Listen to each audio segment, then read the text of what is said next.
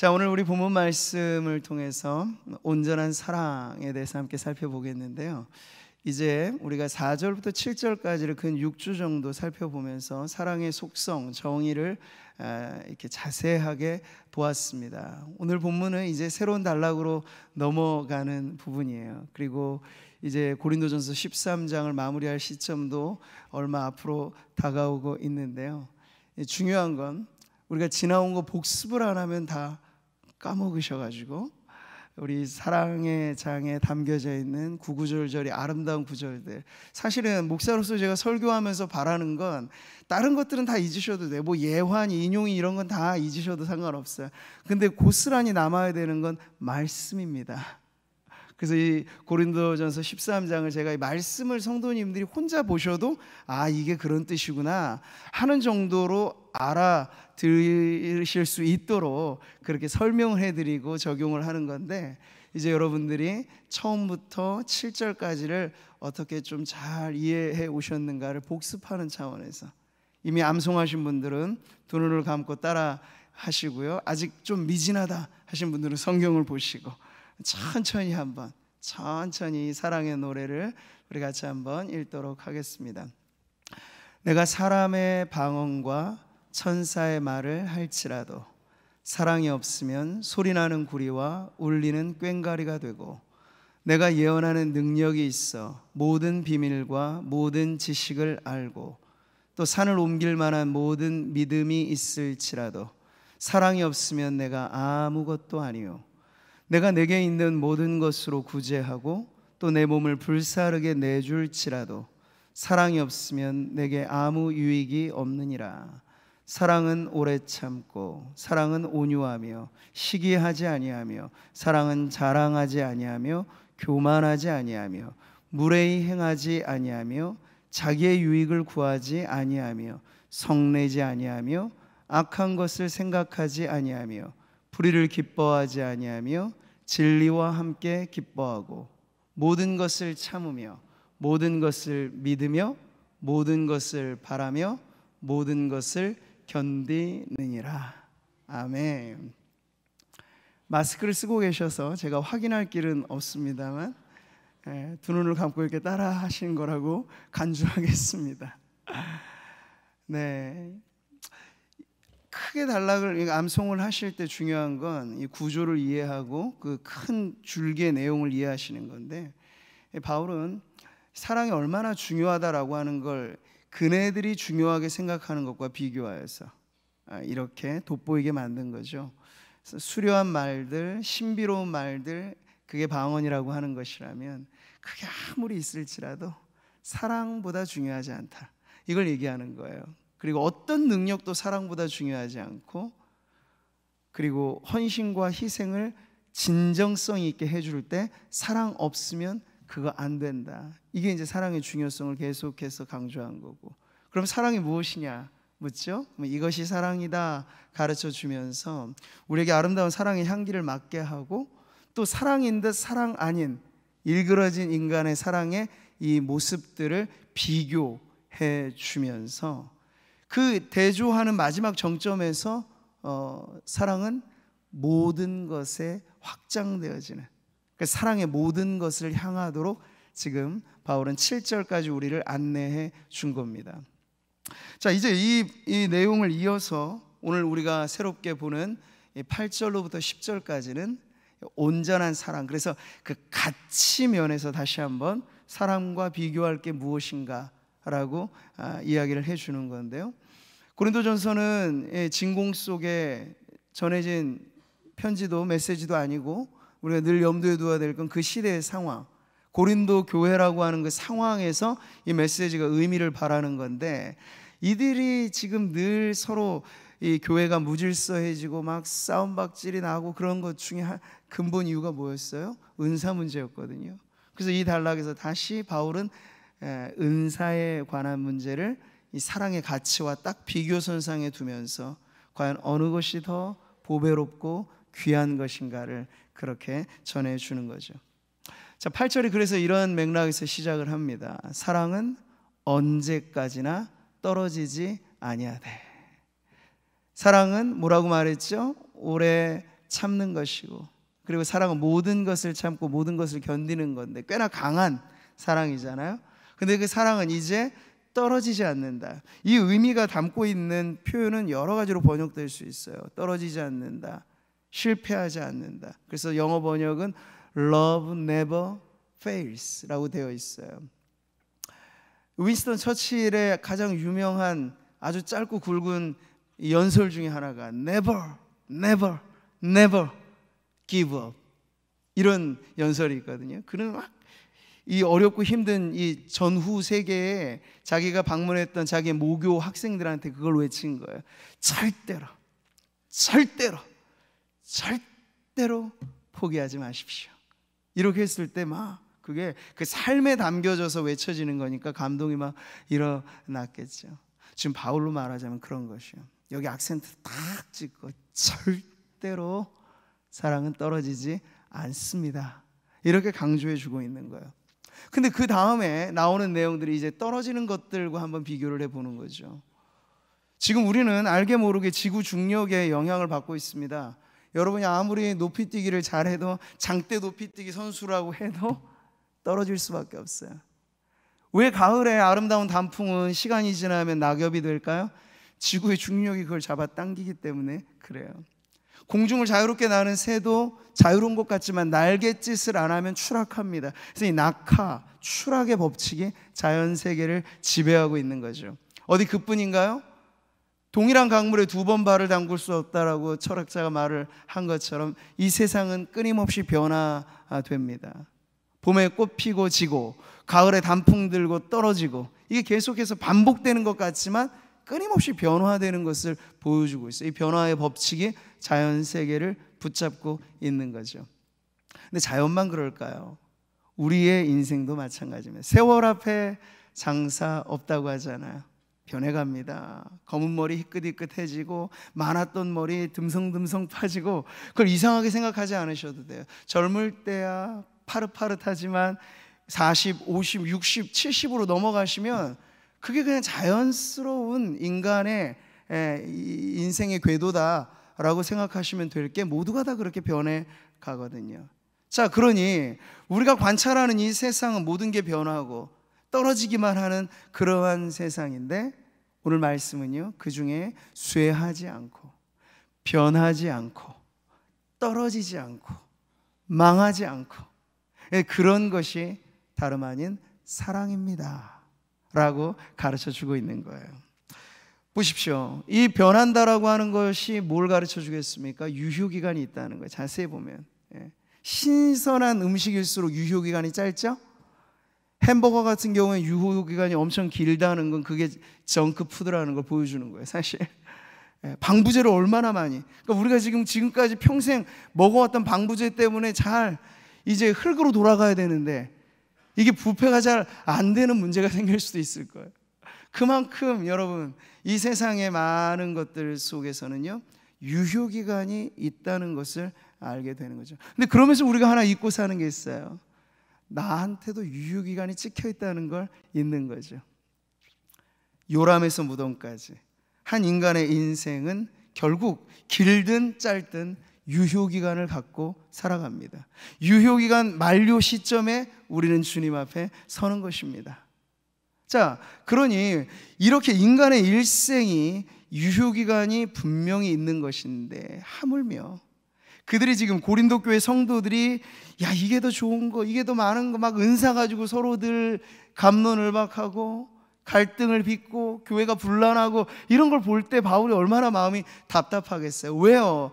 그 은사도 유효기간이 있는 것이거든요.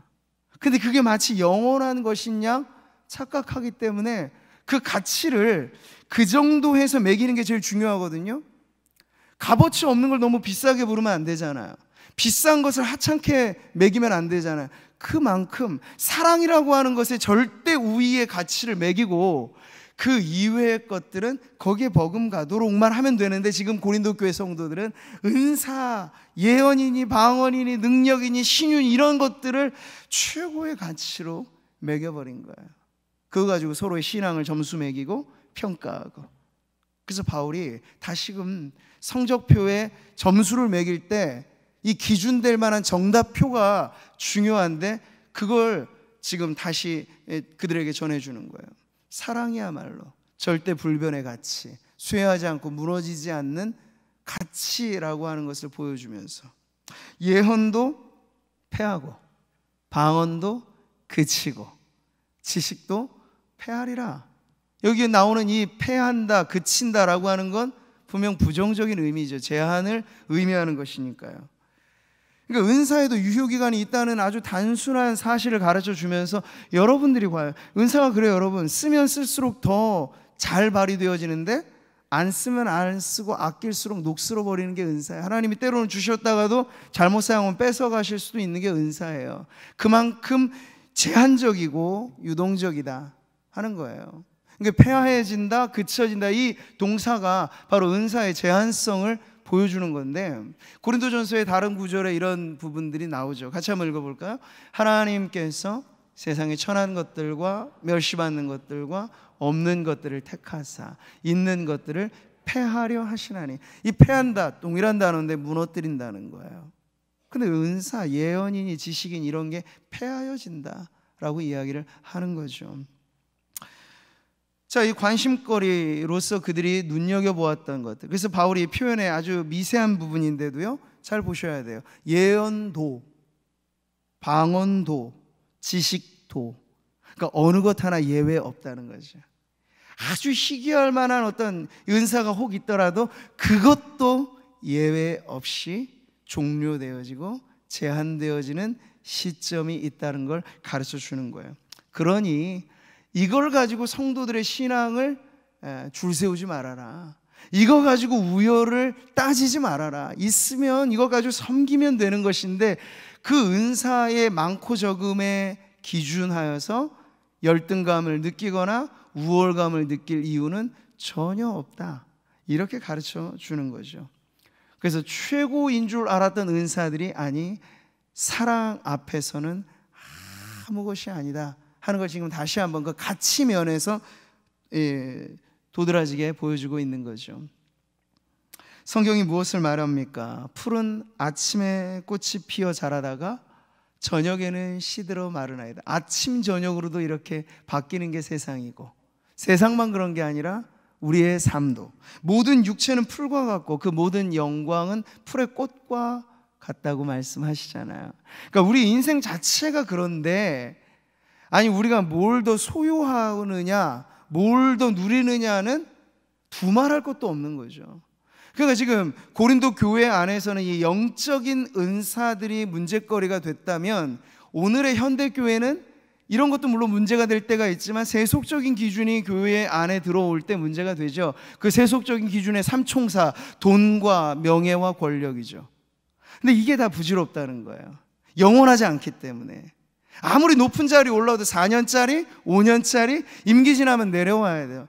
제가 좋아하는 운동 중에 산을 오르는 걸 저는 좋아하고, 우리 교회 바로 옆에 뒷동산이 너무 좋아가지고 시간이 되면 올라가는데, 제가 그러면서 목회를 늘 음미합니다. 산 오를 때마다. 아, 올라가는 건 반쯤이다.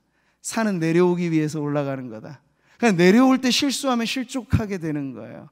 근데 그것이 인생이고 그것이 목회고 그것이 교회라고 하는 걸 계속해서 단순하게 주지시켜 놓는 거죠.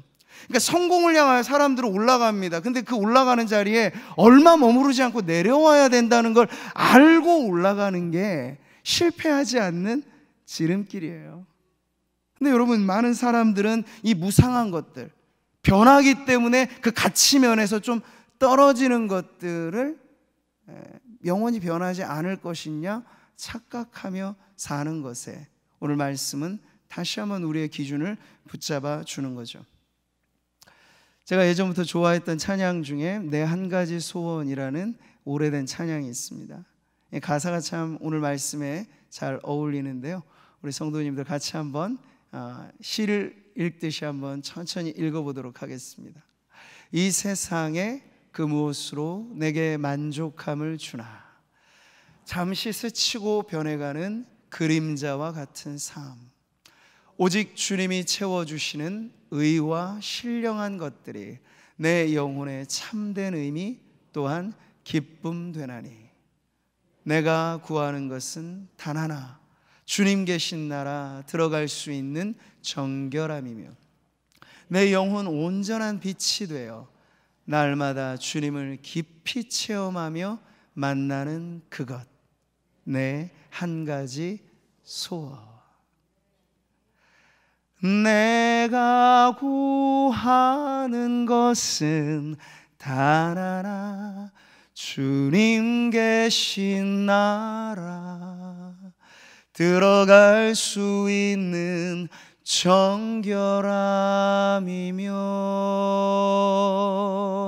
내 영혼 온전한 빛이 되어 날마다 주님을 깊이 체험하며 만나는 그것, 내 한 가지 소원.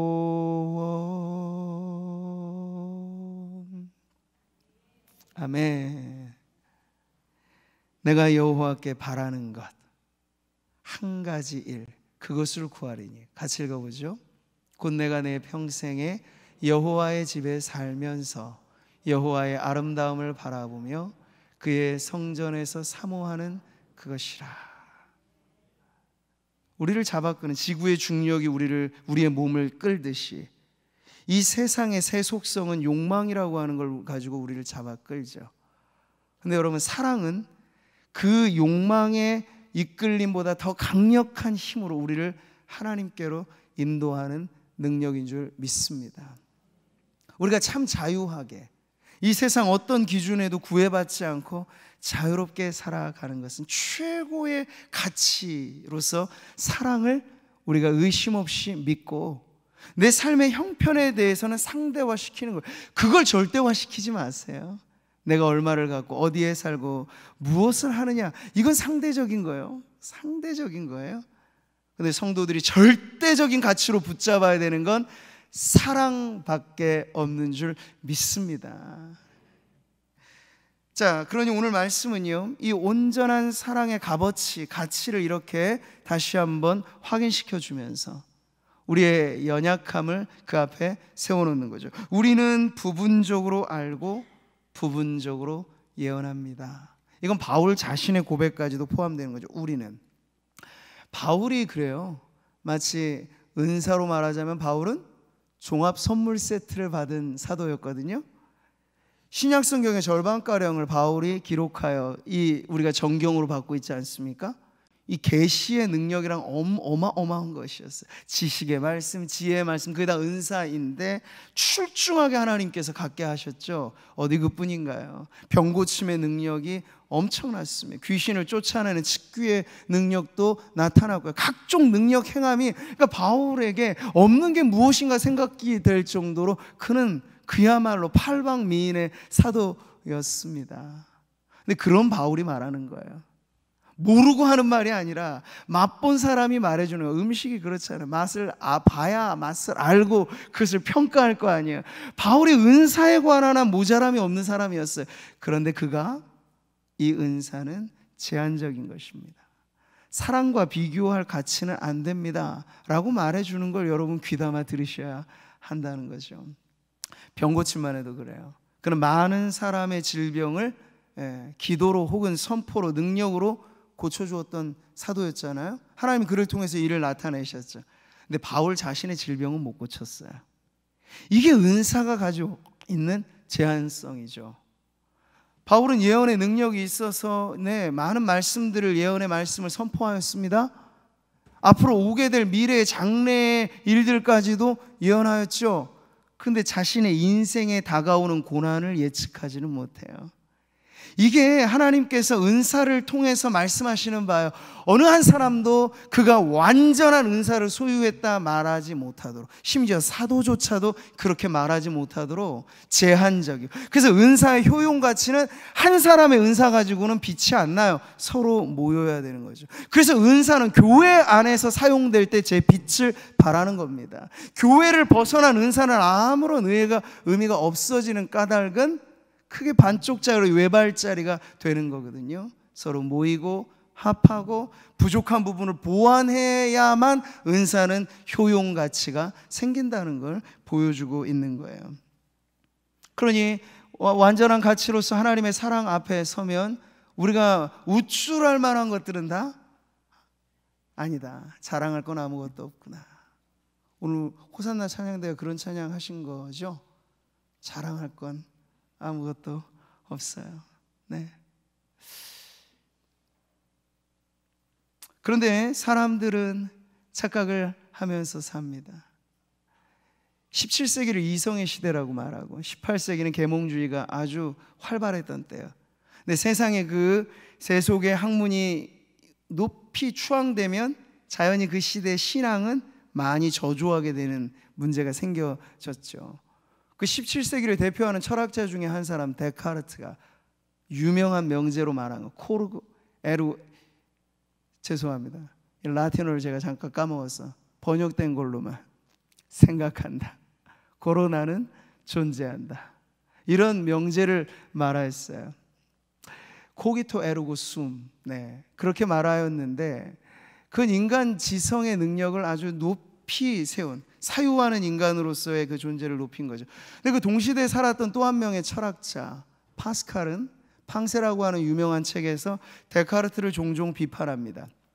비판했던 이유는 하나예요. 그가 철학했기 때문에 비판을 한 게 아니고 그의 철학 속에 하나님이 배제됐기 때문에 동일한 철학을 하면서, 어디 철학만 했겠습니까? 파스칼로 말하면 천재 과학자요, 천재 수학자로서 엄청나게 많은 발명의 업적을 남긴 사람, 39세의 짧은 나이로 세상을 떠났지만 그는 엄청난 업적을 난 사람이었는데 데카르트하고는 다른 인식을 갖고 있는 거예요. 그가 남긴 유명한 말, 인간은 생각하는 갈대이다 라는 말을 던짐으로써, 생각하는 인간이 아무리 위대해 보이지만 바울의 이 말씀의 범주에서 벗어나지 않아요. 우리는 부분적으로 알고 부분적으로 예언할 뿐이에요.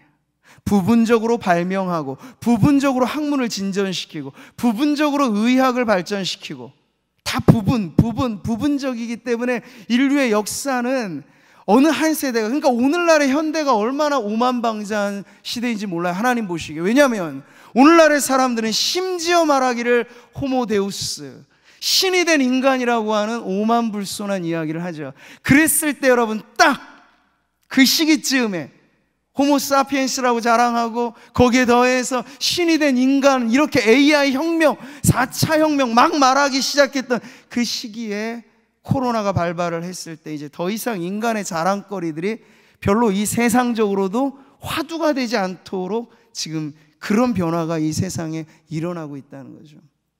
사랑하는 성도 여러분, 어떻게 같은 철학을 하면서 이런 겸손한 인식에 도달할 수 있을까요? 파스칼은 하나님 만났거든요. 그러니까 31세에 경험했던 은혜 체험, 소위 그의 일기에 메모리얼이라고 쓰여져 있는 그 기록에 보면 이 철학자가 어떻게 하나님 만났는가, 사유하면서가 아니에요. 기도하고 말씀을 묵상하면서 불같은 은혜로 찾아오신 하나님을 만났을 때 그는 고백합니다. 하나님은 아브라함의 하나님이시요, 이삭의 하나님이시요, 야곱의 하나님이십니다. 당신은 철학자와 현자들의 하나님이 아니십니다. 이렇게 말함으로써 자신의 철학과 이성의 능력이 얼마나 하나님의 은혜 앞에 보잘것없는, 티끌과도 같이 작은 것이다 하는 걸 깨닫고 아주 겸손하게 고백을 하였던 것이죠. 여러분, 아무리 신인류가 바벨탑을 재탕하듯이 쌓아 올린다 하더라도 하나님이 한번 흩으시면 한 번에 흐트러지는 것이 인생이라고 하는 걸 우리는 깨달아야 하겠습니다.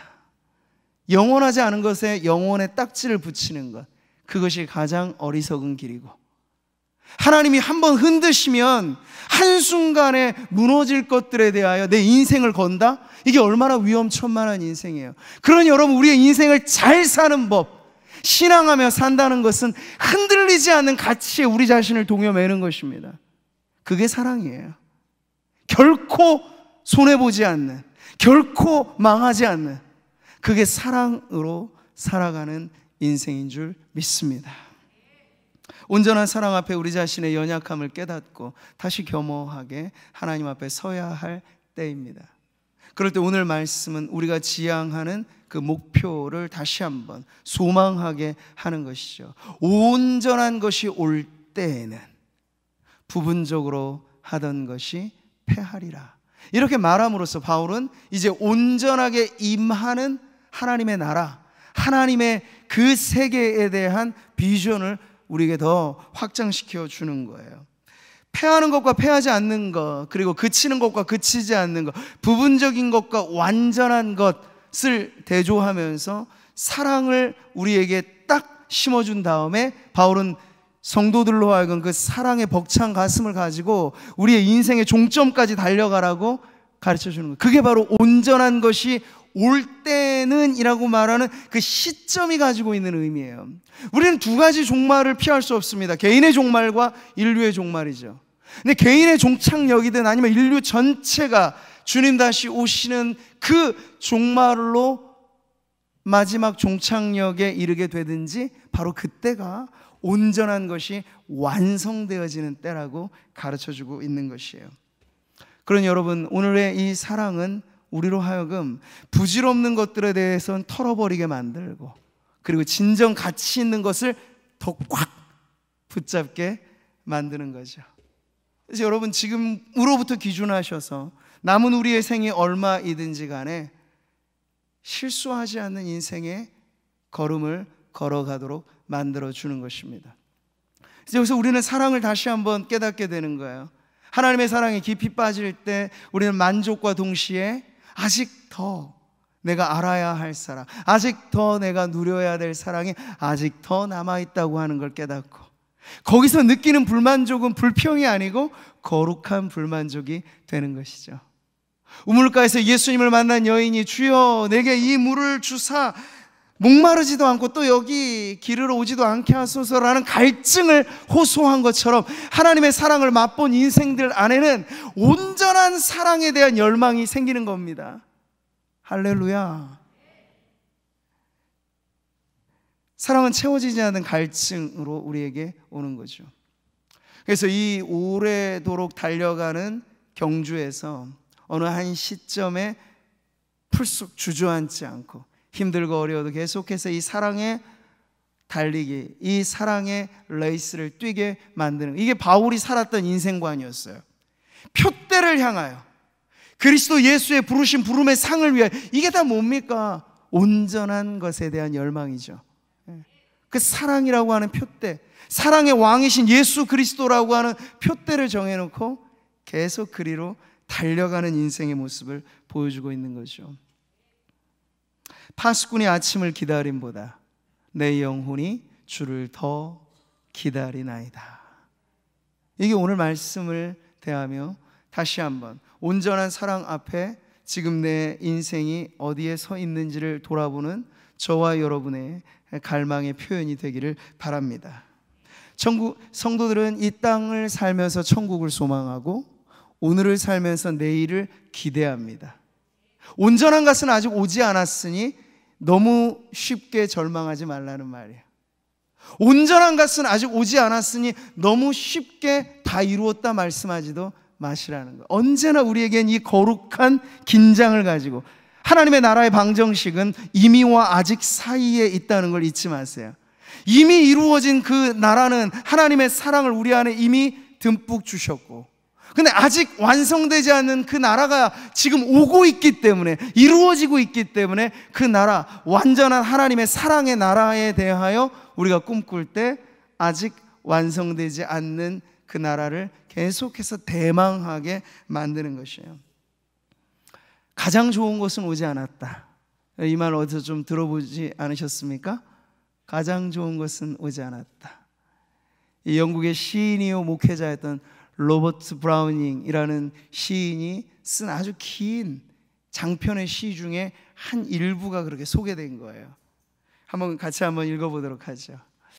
인생의 첫 부분은 인생의 마지막을 위해 지어진 것, 가장 좋은 그 부분은 아직 오지 않았네.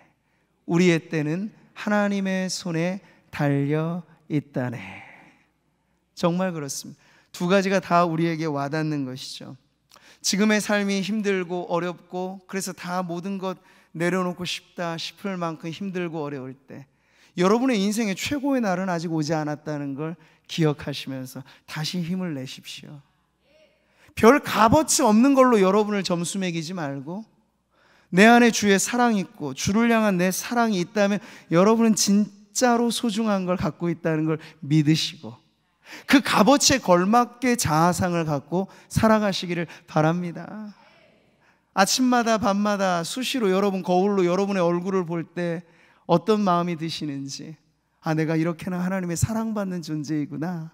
눈, 코, 입 요거 보는 게 아니라 내가 이렇게나 하나님의 사랑받는 존재이구나라는 걸 여러분 확인하시면서 말씀의 거울 앞에 서시기 바랍니다. 그러면 너무 빨리 절망하지 않을 수 있어요.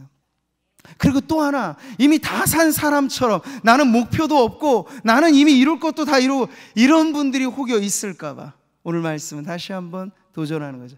그런 분들에게도 아직 완전한 것은 오지 않았습니다. 여러분이 지금 사는 이유는 아직 사명이 남아있기 때문이에요. 그 사명이 완수될 때 주님은 부르실 겁니다. 근데 그 성도들의 공통의 사명은 뭘까요? 나를 통해 주의 사랑이 넘쳐나게 하소서. 여러분의 직업이 무엇이든 여러분의 소유가 어느 정도이든 나를 통해 주의 사랑이 흘러가게 하옵소서. 이 김치 하나의 나눔도 그냥 하는 것이 아니라 나를 통해 주의 사랑이 이웃에게 전해지게 하소서 라는 마음을 가지고 하면 작은 것은 결코 작은 것이 아니고 소중하고 의미 있는 섬김이 되어 하나님 받으실 만한 영광의 산 제물이 될 줄 믿습니다. 오늘 우리가 이 세상을 다시 한번 바라보되 최고의 가치로서 이 사랑을 기준으로 바라보시길 바랍니다. 그럼 부분적이고 상대적인 세상에서 방황하지 않으실 수 있어요. 세상은 전에는 맞았는데 지금은 틀리는 게 많아요. 전에는 좋은 사람이라고 말했는데 지금은 그 사람이 나쁜 사람이라고 말. 사람도 바뀌고 평가도 바뀌기 때문에 그런 것이겠죠.